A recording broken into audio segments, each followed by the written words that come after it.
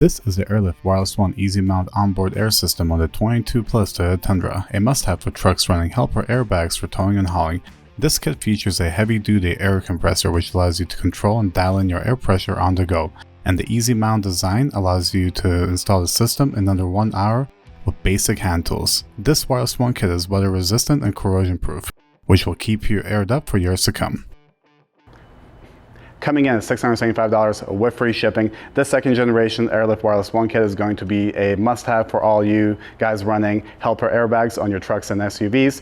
For today, we are going to be installing this on a 22 Toyota Tundra. However, this is a universal kit, and the same or similar install instructions will work on all you guys with different SUVs and trucks out there on the market. Also, this WirelessOne kit is available without the easy bracket. So essentially, you can buy the WirelessOne kit, which will come with the control unit and the compressor, and then you just have to mount these guys separately. However, for the additional low cost to get the whole kit in one, in my opinion, is definitely worth it. At that point, we can just use this little U-bolt bracket, slap this guy onto our frame, run power, run our airlines to airbags, and we are done.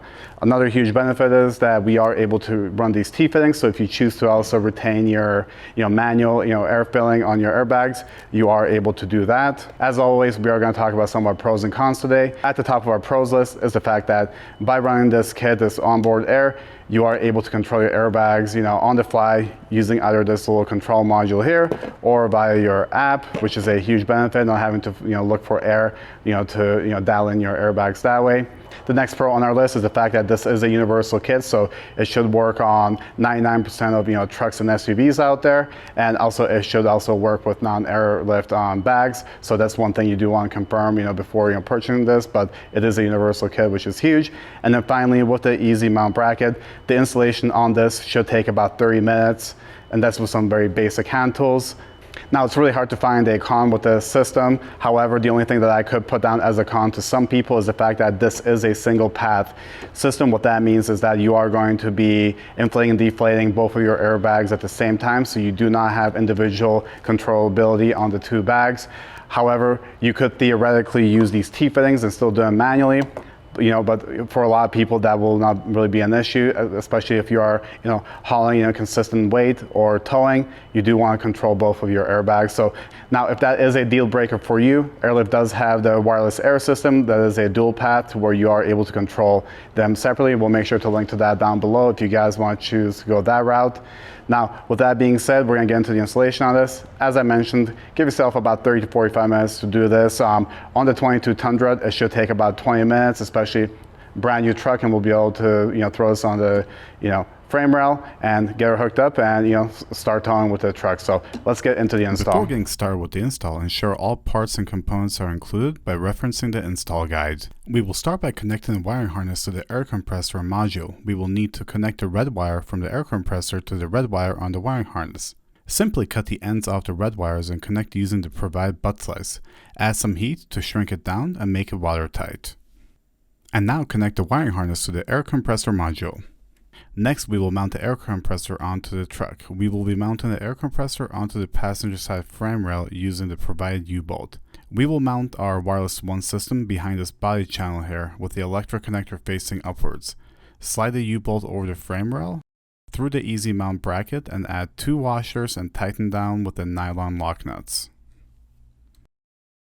Now we need to connect the black ground wire to the frame rail. You can either drill into the rail and use the provided self-tapping screws, or in this case, if you mount your compressor in this location, there is an open tapped bolt hole on the frame rail which we can use.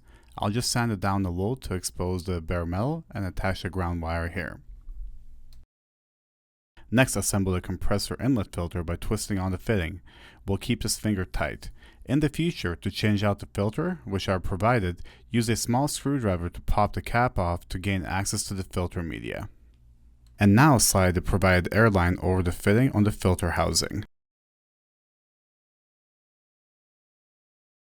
Next, attach the filter housing in a relatively clean and dry location. For us, we're using the tree clip on the housing and attaching it to one of the holes on the body mount here. Then, using a sharp razor or hose cutter, cut the airline to size and attach it to the air compressor. Now we're going to connect the airlines to the airbags and compressor. We will start by running an airline from the passenger side to the driver's side under the bed. We use this channel as a guide, then route the line towards the airbag and slide it into the top. Next, we will cut the air line at a junction point where we will have the airline T. And now run the air line from the passenger airbag to the junction point. Connect both lines to the T and run the remaining air line to the air compressor. We just follow the top of the frame rail here and then connect it into the compressor. Next, we're going to run the wiring harness up to the engine bay. We are running on top of the frame rail and following the brake lines all the way to the engine compartment, then up to the battery. With the wiring harness ran up to the battery, we are going to cut the red and black wires to size. There is also a pink wire. This wire is optional, which can be connected to the ignition switch by an add fuse to turn the air compressor on when the ignition is on.